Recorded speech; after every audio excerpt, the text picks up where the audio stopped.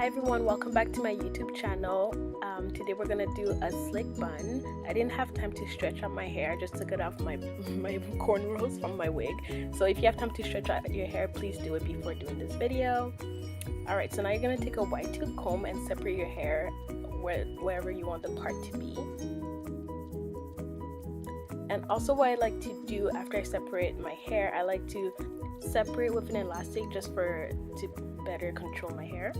So I'm just gonna quickly brush it out. I'm gonna put some gel. I'm gonna put the description of the gel that I use in the description box, but build up the gel however you like it. I like to have a lot of gel on my hair just to keep it very tight and slick. And you're gonna use a brush just to brush out the gel in your hair, just to make it really slick. I like to do it before the elastic and after the elastic just to make it very slick. Now you're gonna do the same process on the other side. Brush it out, girl.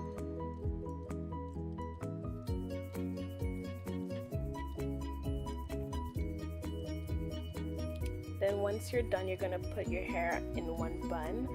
Obviously you're gonna keep brushing out, and I think low-key I put more gel off camera, but anyways, so you're gonna brush out just to make it more even and slick.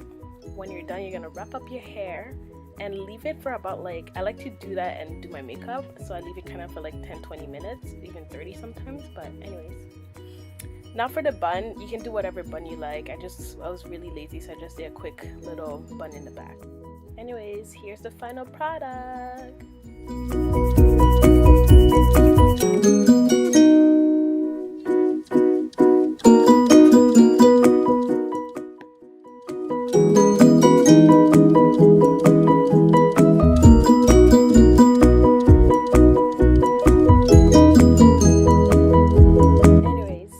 For today, don't forget to like, subscribe, and leave a comment for future videos that you wanted me to review or do. Thank you. Bye.